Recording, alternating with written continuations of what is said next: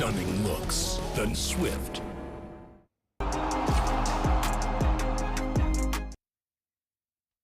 It's a huge afternoon across the subcontinent. The Asia Cup is into its last group stage game with still a lot on the line. Sri Lanka will take on Afghanistan in Lahore, knowing that they can't slip up by a big margin if they are to ensure their progress into the Super Fours, while Afghanistan will hope for something special to make their way into the Super Fours at the expense of the defending champions. But at the same time, India, hosts of the upcoming World Cup, have announced their squad. So there is a lot to pack in on the show today, as I welcome you to Maruti Suzuki Arena presents ESPN Cricket for Matchday, powered by JBL. It's a good afternoon to Wasim Jaffer here with us in our studio, and Farveez Maharoof, who joins us from Sri Lanka. Thank you, gentlemen, for your time. I know, Farveez, there's excitement of a Sri Lanka game which can be considered a bit of a knockout because they don't have much wiggle room. But allow us first to focus on the big news that's come in our part of the world just about in the last half an hour or an hour or so, which is that after so much debate, so much deliberation, we have clarity. India have announced their 15-man squad for the Men's ODI World Cup, which they are hosting, which gets underway in a month's time on the 5th of October in Ahmedabad. There weren't not many surprises, as it had been alluded to. India had named a 17 with Sanju Samson as reserve for the Asia Cup, and you knew that that's the mix from which they had to trim two. The big question was Suryakumar Yadav or Tilak Varma. They have chosen Suryakumar Yadav. The experience trumps the new exciting talent of Tilak Varma, and Suryakumar Yadav gets his spot in the India World Cup squad. And among the pace department, it's Prasidh Krishna, who is part of the Asia Cup squad, who misses out. Sanju Samson, remember, was a backup, a reserve in the original Asia Cup squad as well. So that is the 15 that will represent India, that will, in a World Cup that they're hosting, in a World Cup in which they aim to end what has been a decade without any global title. Wasim Jaffer, first question to you. No surprises? I was expecting this squad, even though I had picked Tilak Varma for various reasons, for the versatility that he brings. Suryakumar Yadav, even though he's a very good player in T20 format, probably the best player going around, but he can only bat at number 6. And the opportunities that he's got, he hasn't yet able to crack the code of ODI cricket yet. Whereas Tilak Varma could have, he can probably bat at 4, 5, 6, can bowl off spin, so he's a lot versatile. But I was expecting this squad to come out. So is Suryakumar Yadav in a sense lucky that when it came down to the final choice, his competition was someone who has no experience at all in this format at the international level? Not at international level, but his list and numbers are absolutely brilliant. And then again, he's played so much T20 cricket for Mumbai Indians, and obviously he had a good start to his international T20 career as well. And I think the way he bats, I think suits more because he can rotate the strike and he can strike it big also. And I feel he can give you some off-spin option as well. In this squad, we haven't got anybody who can bowl off-spin, even though he won't be starting in the 11 from the start. But at least you've got somebody who can do that. So that's the only surprise. But other than that, the 14, kind of select themselves. Haven't you and I lamented those old days so many times about when India had every batter who could bowl? We'll save that for a little later in the conversation. Farveez, I'll start with the Suryakumar Yadav question because obviously this has been posed to so many experts. He's continued to not grab his opportunities in ODIs. But does the fear factor of a player of that sort, knowing the kind of ceiling Suryakumar Yadav can have in white ball cricket, is that what tipped the scale, and is that what makes him such a dangerous player, even if you view him from an opposition's perspective in the Indian squad? I would like to speak from an opposition side of story, where if I play against a Suryakumar Yadav in ODI cricket, I think he has got all the strokes to make any fast bowler or any spinner worried about his repertoire. But I completely agree with what Wasim just said about if he's playing, he can only play after number 5, which is KL Rahul, number 6. So I reckon a player of that sort got to be batting in top 5. And also the other problem I look at it is a no-spin option. That's a good point what Wasim brought up. Gone are the days of Indian teams. You have the Virendra Sehwags, who could bowl a few overs, the Yuvraj Singhs, who are more than a part timer. So I reckon that's what this Indian team is lacking in the top six. Yes, Hardik bats at six, he bowls seam up, right? If number seven Jadeja plays, it's fine. If Shardul Thakur plays, he bats at eight. So where is that off spinner? Yes, Kuldeep Yadav will be at number 11. But I feel a batsman who could fill in those 5 overs, just like a Sehwag or our very own in from Sri Lanka, like a TM Dilshan, who's a gun fielder, can add a lot of varieties. So I reckon, they've gone with the reputation, they've gone with the experience what Suryakumar Yadav has in India as well as, the big stage. So I reckon he's a bit lucky to hold on to that spot. If it's me, I would have strongly had a case where Tilak Verma, who's been performing so well, and bringing that off-spin option will be a very handy thing to have. Yes, it would have been a tough call, but eventually it did go Suryakumar Yadav's way, despite the fact that he hasn't necessarily cracked the code in this format. He's been honest enough in admitting to that himself, and that's what he said in an interview recently. So here are his thoughts before we move ahead on the show. I feel जो role मुझे दिया जाएगा वो मैं करने की कोशिश करूँगा. If it's a changed role, I'll try and do that. But yeah, this is one format which I'm really looking forward to do well in. सब लोग बोलते हैं कि यार T20 अच्छा चल रहा है, white ball, ये भी white ball है, वो भी white ball है, तो इसका कोड क्रैक क्यों नहीं हो रहा है? एग्जैक्ट वर्ड चल रहा है अभी.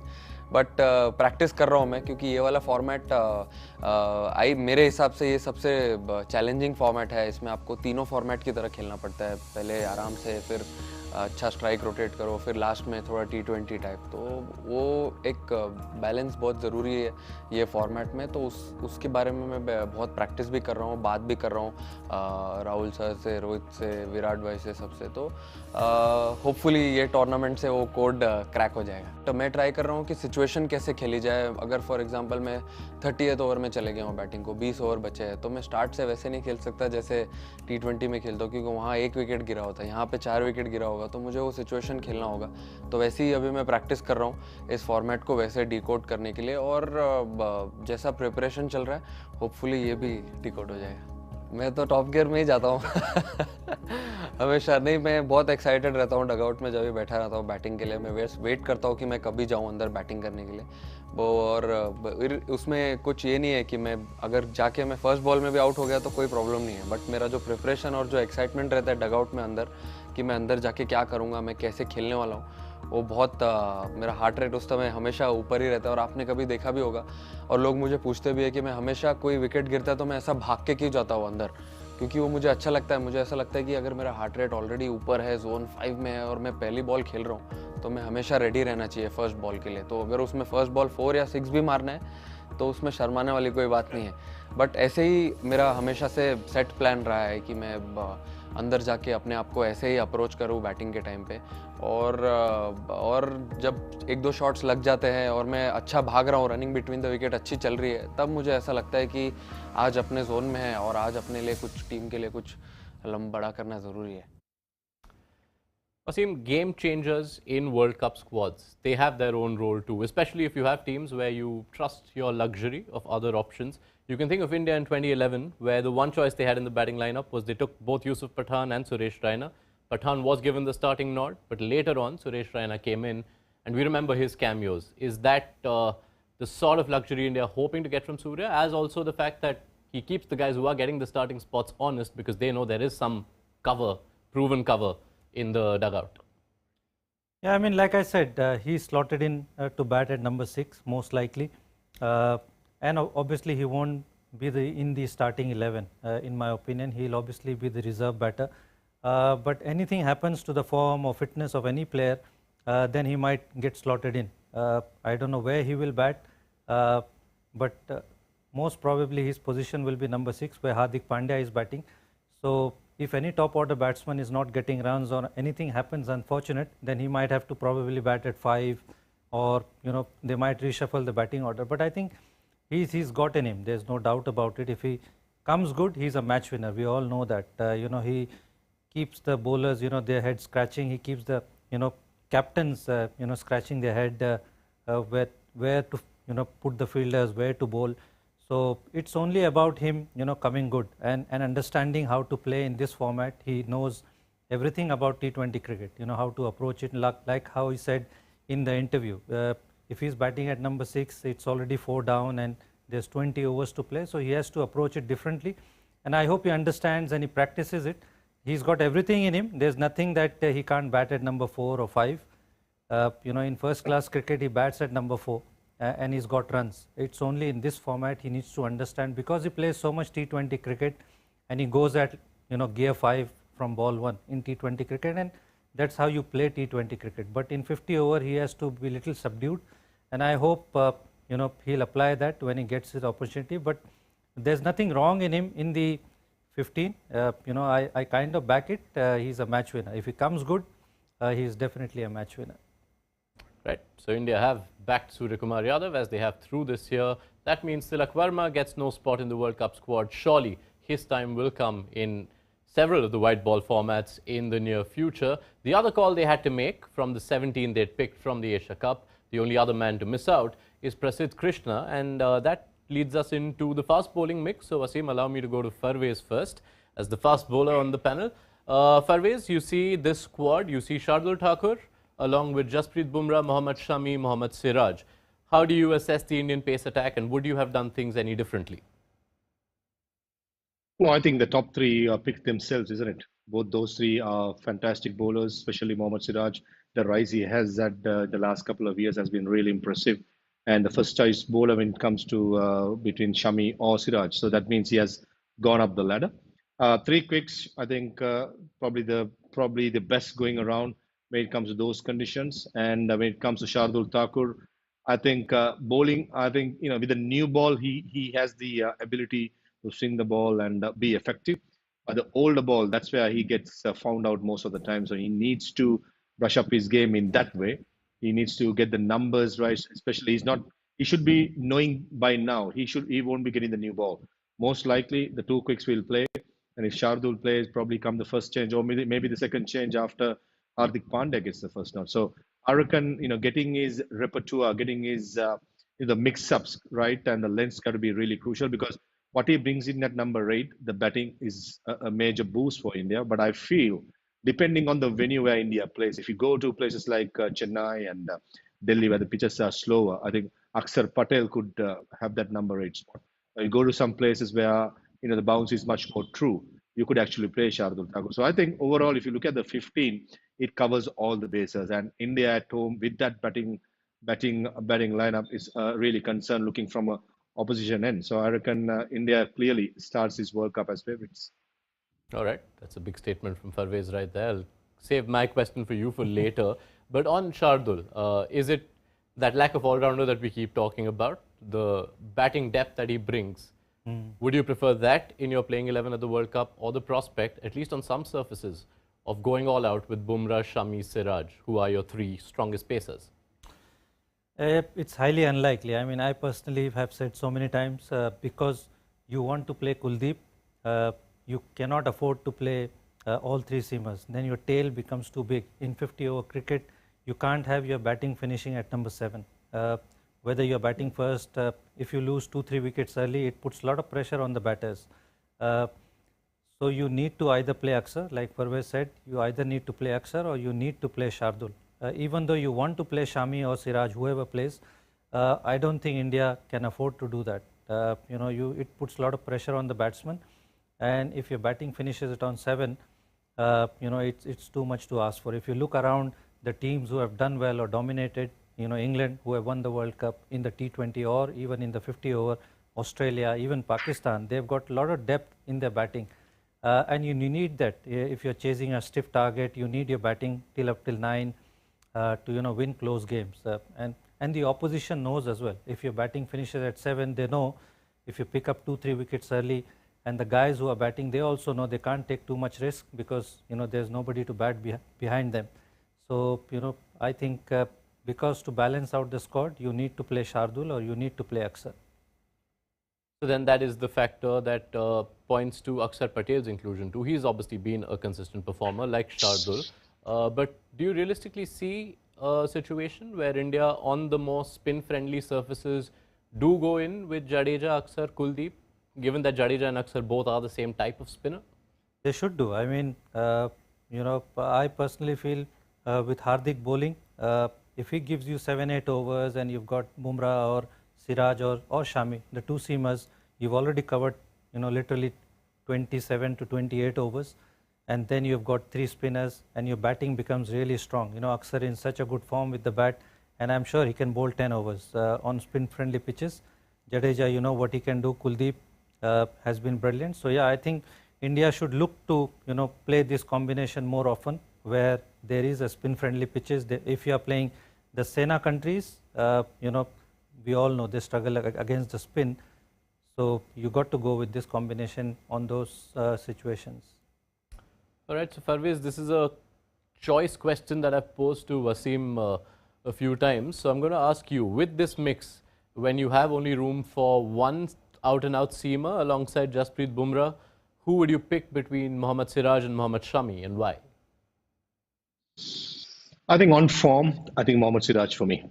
I think Mohammad Shami, he has done well whenever he has got the opportunity, or he's probably the leading fast bowler going around, being the senior bowler. But I just think what Siraj brings to the plate is it's something that different to Mohammad Shami. He's aggressive, he can swing the ball, and I reckon on form, he has all the ability to run through any batting lineup in the world, because he swings the ball with pace. Yeah, Shami bowls quite fast, but not as fast as Siraj.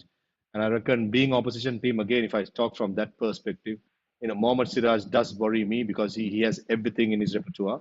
But Mohammad Shami lacks that, crucial part of the skiddy bouncer what Bumrah and Siraj bring in. So, I mean, these are little margins I'm talking about. But if you ask my opinion, I think Siraj gets a nod ahead of Shami for sure. All right, just going to remind our viewers that there is also an Asia Cup game, which we are about to start building up to soon.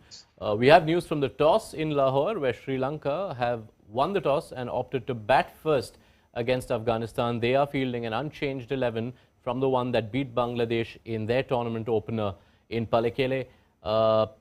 Build up to that game starting very shortly on Maruti Suzuki Arena presents ESPN Cricket for Matchday, powered by JBL. But Wasim, just going back to the squad and the fast bowlers conversation, will that mix that both you and Farveez point to, with a Bumrah playing with one out-and-out seamer and then Shardul or Aksar, also allow India a little element of rotating their fast bowlers? We know that Bumrah and Shami also have workload issues that they've had, both coming off injuries. So it gives you the option of resting, rotating, if your equation is favorable towards the second half of the round robin stage? Yeah, I mean, if they get off to a good start, then you can afford to do that. But you would want to, I mean, you'll have some easier games probably. You'll play Netherlands, you'll play Afghanistan, and probably by that stage you have won few games, so you can afford to do that. But at the start of the tournament, you are playing Australia, you are playing Pakistan. So you want to field your best 11. So I don't think at least for the first 5 or 6 games, they can't afford to, change too much. I don't think workload is going to be an issue, because Shami hasn't played much, Bumrah hasn't played much, and so does Siraj. They've been rested. So and on top of that, KL Rahul and Shreyas Iyer haven't played a lot of cricket. So I don't think workload is going to be an issue. Virat and Rohit haven't played the West Indies series. So Shubman is the only one who's played a lot of cricket, and so does Ishan, and they are youngsters. So I don't think workload is going to be an issue in this World Cup, at least halfway through the tournament. Okay, so that's a lot of the broad bases and the big talking points covered. Farveez, let me come to you first on an overall look. I know you've already stated that you think India will be favourites, and this is a squad that covers all bases.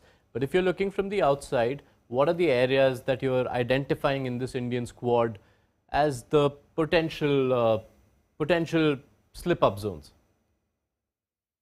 I think slip-up zones when it comes to not having, a bowler who's not going to bowl. I mean, his bowler in the top 5 doesn't bowl. That's a worry for me. But in case, let's say, Hardik Pandya keeps this place as an all-round at number 6, and he's good when he's bowling 7 overs, I think that brings a lot of balance to India, and they look much more dangerous.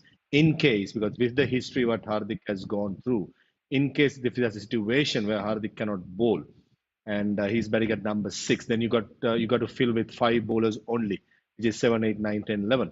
So in that 5 bowlers, if you have Shardul Thakur batting at number 8, and he got to bowl his 10 overs. So that's where, as an opposition, if I look at India, in case I'm just giving you all the angles when it comes to being opposition side, that's something that opposition can really hurt India. Because for me, Shardul Thakur, as I said, with the new ball, he looked dangerous. But with the older ball, he lacks the pace. He lacks something in ODI cricket, which just tells me that he has to improve a lot when it comes to middle over. So that's where I think opposition will target. In case if Hardik cannot give that 5 overs, then the pressure will be on Shardul if he makes 11. What do you see as the other, any loopholes or the contingencies, the foreseeable contingencies that India might have to encounter through this World Cup with the squad? Possible off spinner missing, if at all, because most of the teams will have left-handers, and if they play with 2 left-arm spinner, which we talked about, then obviously there's nobody. It's only the Kuldeep who can take the ball away, and there's nobody who can bowl, at least 4 or 5 overs off spin, which 2011 team had that. They had Sehwag bowling few off spinners, and then Suresh Raina bowled, Yusuf Pathan could bowl. So that's the only thing missing. Other than that, it got most of the bases covered. Just on Kuldeep for a minute. Now, you can imagine that in this mix, he plays pretty much every game, and you don't have a single wrist spinner in the squad. In this situation that Kuldeep Yadav, ends up having too much of a workload, Yuzvendra Chahal has been around the ODI setup, but not played a lot of ODI cricket. If something were to happen, Yuzvendra Chahal still the first person to be drafted in? I think, yeah, if anything happens to Kuldeep, I think Yuzvendra Chahal is the backup spinner, backup wrist spinner for sure.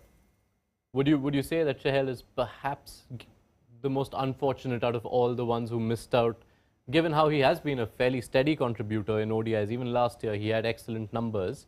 But just the makeup, the balance, all the questions, all the issues you pointed to meant that he lost his place, not necessarily only due to what he lacks in his own skill. No, I don't think it's unfortunate. Probably the only thing I feel, that goes against him is he can't offer anything with the bat. His fielding has improved, but obviously he's not one of the best fielders of the Indian team. And Kuldeep, for whatever opportunities that he's got, he's made the most of it. And, he's kind of outperformed Yuzvendra Chahal in the games that they played together, in the West Indies or in the recent games. And he's been bowling with a lot of confidence, I feel, Kuldeep Yadav, and he's picked up wickets and he's improved from what we've seen him before. So that's what I feel. Out of those two, I feel Kuldeep is bowling a lot better.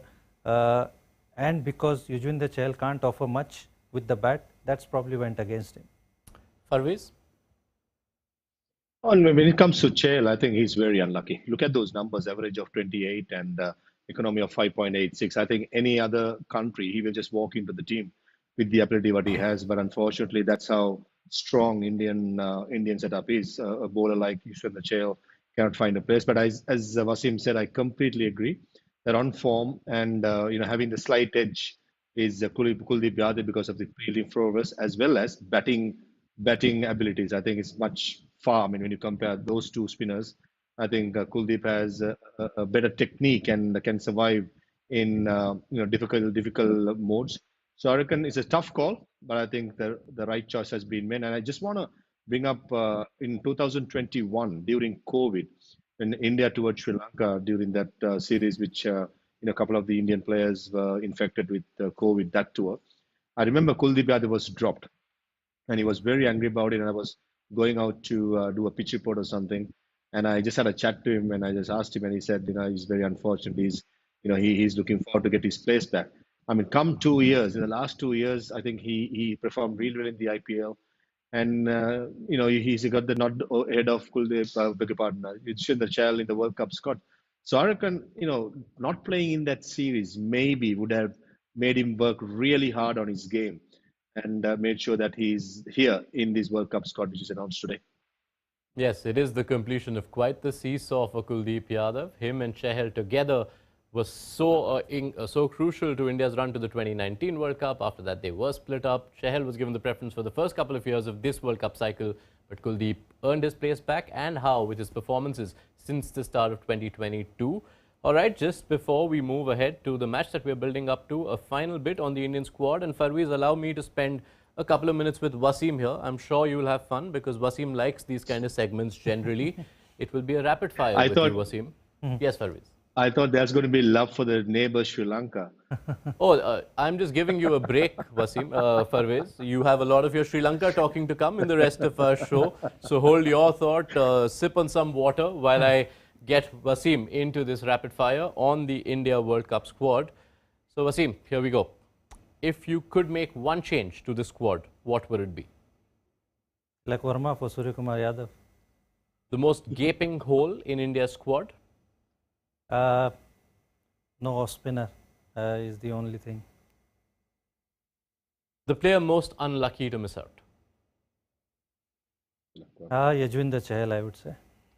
2019 or 2023, the stronger Indian squad? 23. The most vital player for India at this World Cup will be? Most vital. I would say Hardik Pandya.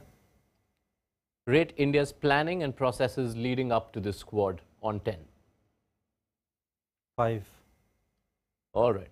Honesty, much appreciated. Thank you, Wasim Jaffer. That does it for our coverage of the Indian squad that has been announced. But now, to get Farveez more interested in the conversation, and all of us indeed, because Group B is not going to be decided right before it's finished. Sri Lanka are facing Afghanistan in a game where net run rate is going to come into the picture. They've got a big part of the job done. They've won the toss. They've elected to bat first, which means, Farveez, that realistically, whatever target is chased, is they put up, Afghanistan will have to be chasing it around the 35 over mark, which already makes their qualification chances seem quite difficult.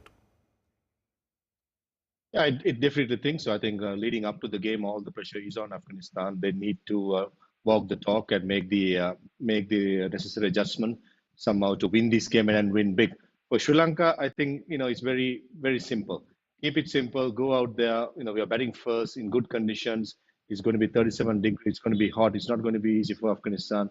Put the runs on the board. Don't think of scoring 325, 350 what Bangladesh scored. At least get the pass score between 260 to 80. And when you plan like that, I reckon you end up with 300 if you get a good start. And also, I think for the X factor for Sri Lanka will be not giving any wickets to Rashid Khan.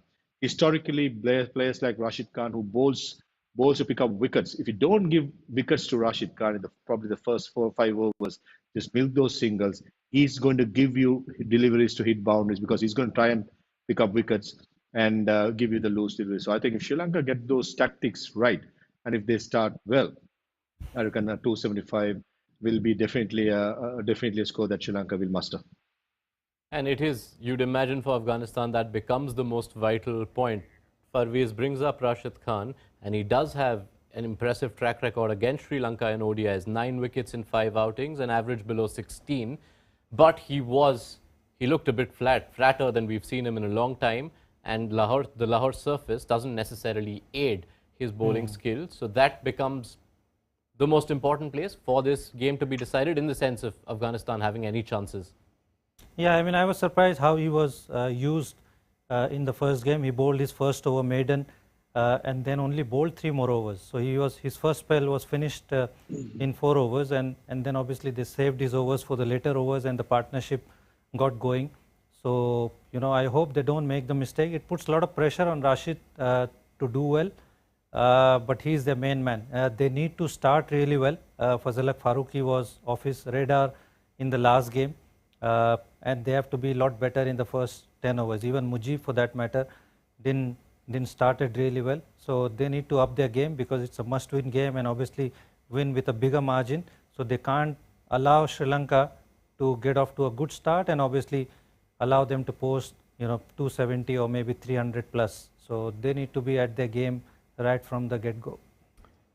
We can confirm that both teams for this game, with so much riding on it, have gone with unchanged playing 11s. We'll take you through it very quickly. Sri Lanka and Afghanistan both playing the same 11s that they played against Bangladesh in their respective first outings. For Sri Lanka, That means that you've got Dimut Karunaratne and Pathum Nissanka, who were quiet after quite a while in that game against Bangladesh. Kusal Mendes remains as wicket-keeper.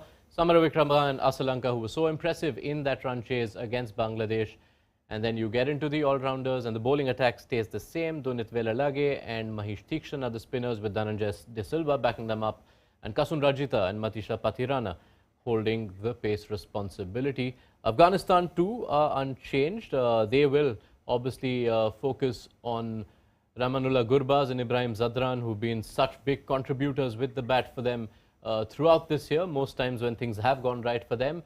But first, obviously, they need their bowlers to do the job and stop Sri Lanka from posting a big total, as Wasim and Farveez just alluded to. That bowling mix stays the same. Rashid Khan, Mujibur Rahman and Mohammad Nabi give Afghanistan 3 spin options. Fazal Farooqi, the primary pacer, with Gulbadin Naib and Karim Janat expected to share the pace bowling duties. Farveez, from a Sri Lankan batting perspective, I don't think Karunaratne and Nissanka not scoring those many runs is that big an issue, considering they have been in form. But Kusal Mendes, we'll run up some numbers in a while on your screen, which will reflect that Kusal Mendes has been having a torrid time facing pace. Given that he'd been Sri Lanka's most consistent batter in ODIs for the last couple of years, has that surprised you, and what do you think has happened this year? I think he's going through a lean patch. The qualifiers up in Zimbabwe, there were many occasions where the fast bowlers did nick him off most of the time. And I reckon today is an ideal occasion or ideal opportunity for Kusal, because the pitch at Lahore, as we all saw in the last game, it's a builder of a pitch. And there's no extra pace to worry him. I mean, Gulbadin Naib, Karim Janat, medium paces, Fazal Farooqi with the new ball can be handy when it starts swinging in to the right-handers if Kusal Mendes goes to bat early at number 3. So I reckon it's a big game for Kusal Mendes. There's a lot of talk in Sri Lanka about Kusal Mendes being replaced by the other Kusal Jadid Pereira, who is in the 15. So I reckon, Kusal Mendes, as you correctly said, has won many games for Sri Lanka, but last few months have been concerning with his form. So being the vice captain, he has got the responsibility. He has got another opportunity. So it's time for him to go out there, take some time, and get a big one for Sri Lanka today. I guess the other way of looking at that number, Wasim, would be to look at the right side of the column, which shows that he's very strong against spin. And everything we spoke about, Rashid Khan, Mujib Rahman and Mohammad Nabi, that then becomes the opportunity for Kusal Mendes as long as he can survive the initial burst of pace. Yeah, I mean, he's a very good player. I remember in the last Asia Cup, he was in such a good form. He looks very good technically, and it surprises me that he's going through a lean form for a while. And he's a very important player in that team. He's kept really well, and obviously at number 3, that's a very crucial position. So I hope he comes good. This is a good batting track to bat on and get some runs and get some confidence. So I hope he, those are the players that they need to come good. Pathum Nissanka, Karunaratne, and then obviously Kusal Mendes. So I hope that they make the most of it. He's got the good opportunity to bat at a good time and then post a good score. All right, Farveez, from the batting, staying on the Sri Lankan batting, since that comes up first, Sadira Samaravikrama, he was so crucial in that game. In fact, both Samaravikrama and Asalanka were the ones who restored that chase after the initial shake-up. Asalanka, his numbers point to him loving it when he plays at home, which has formed the bulk of his ODI career so far, which is still only in its 3rd year. Away, generally, he's found it hard. He didn't have the best of times at the qualifiers, although you would have seen him much more closely.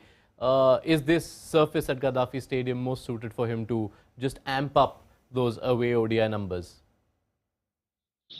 I think though Sri Lanka is away from Sri Lanka, I think it's away from home is Gaddafi, because the pitch is so good for batting. And I saw Wasim Jaffer just licking his lips, when you're talking about batting at Gaddafi. It's an ideal situation with Charit. But bounce is very true. And I think Charit is tipped to be the next leader of Sri Lanka. And the way he batted in the last game under pressure, he didn't take any risk. He made sure he played that anchor role and let Sadira Samaravikrama be the aggressor. So I reckon these youngsters putting their hands up in crucial games, in pressure situations, is definitely a positive. And a word on Sadira Samaravikrama, ever since he got the position during the Afghanistan Sri Lanka one-day series in Sri Lanka before the qualifiers in place of Angelo Matthews. He has never looked back. He's been one of the best players in the top order for Sri Lanka, and he's been consistent.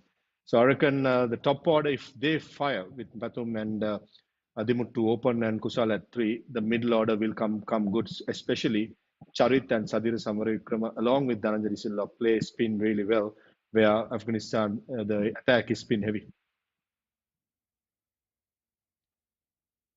Regardless of how Sri Lanka's batting does finish, from the Afghanistan bowling perspective, spoke about the spin, but Fazal Farooqi too didn't have the best of times.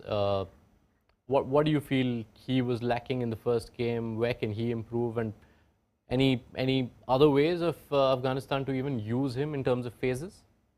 I think he just need to keep bowling that hard length, which was missing. I thought he was trying too many things, and obviously bowled both sides of the wickets. So he just need to look at how Bangladesh bowled in the second half, hitting that hard length, and not trying too many things because it's a batting friendly conditions. So you just need to keep looking to bowl dot balls and creating pressure at the batsman. And it's very, very important because he's the only seamer who bowls with the new ball, and then Mujib obviously comes from the other end. So it's very important that he starts his 4 or 5 over spell, very strongly. And if he gets, one wicket in his first spell, if not many, that will be a good start for Afghanistan, to get through to those number 4 or number 5, and then Rashid, Nabi can come into the party. So very important for Fazal Farooqi to have a good game here. Irrespective of what the bowlers do eventually manage, Farveez, the focus in that chase, whatever it is, however quick they need to score, will lie on the openers. And the numbers really do point to Afghanistan's over-reliance on them. They've only managed to cross 250 thrice this year, and 2 of them have been matches where the openers shared 230-plus run stands. When Gurbaz and Ibrahim don't fire, Afghanistan as a batting unit just don't fire. Absolutely. As I said, those 2 players, will be tested batting under lights as well today. Especially Ibrahim Zadran, he has a better technique. He could survive the initial onslaught by the fast bowlers. But with Gurbaz, he knows only one way to play, which is to go hard. And today he has no choice. He has to go hard. And that's where Gurbaz can be dangerous also. So Sri Lanka got to be mindful of Gurbaz's threat. With Ibrahim Zadran, he's just a conventional player. He will wait until he gets something loose. But if you take his record against Sri Lanka, especially Ibrahim Zadran has been magnificent. He's been scoring runs. So I reckon for Sri Lanka to win this game and, make things easier, those 2 batters with the new ball is a must. If not, if they get settled under lights when the ball is getting on, once the ball loses the hardness and the shine, they could be a handful. So I reckon Kasun Raditha with the new ball will be the go-to man for Sri Lanka today. Right. There is recent history between these sides. They did meet most recently just about, what was it, less than 3 months back in June, a 3-match ODI series. All games were played in Hambantota, and that was a series where Afghanistan did win the first game, chased down a decent total from Sri Lanka, but then after that, 2 batting collapses for Afghanistan, and Sri Lanka were able to turn the tide, and that was their last series before they went to the World Cup qualifiers. Wasim, what could that series and those results inform us about what we can expect today?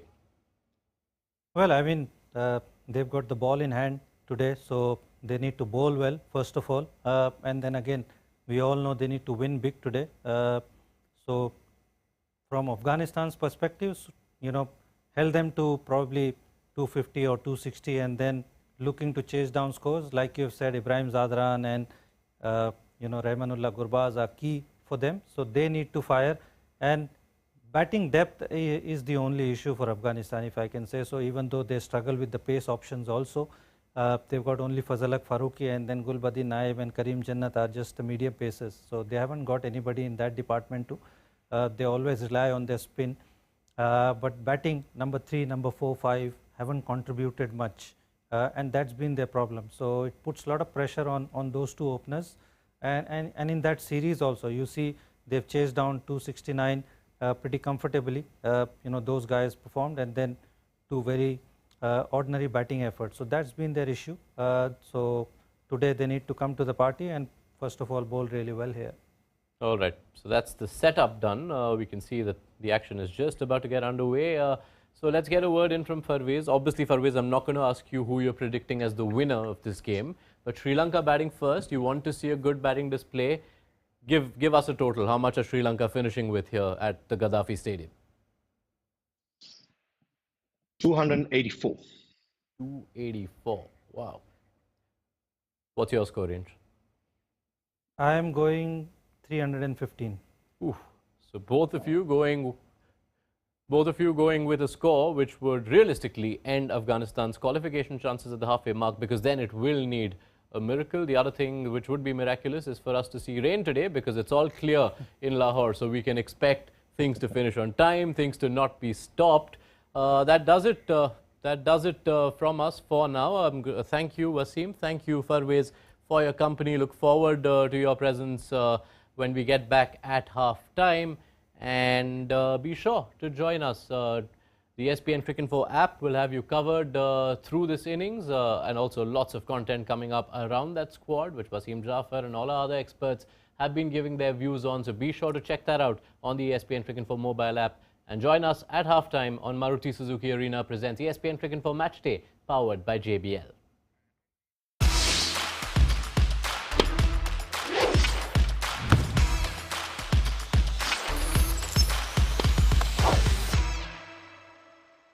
Stunning looks, then swift. Make sure you download the ESPN Cricinfo app to stay updated with the very latest from the world of cricket.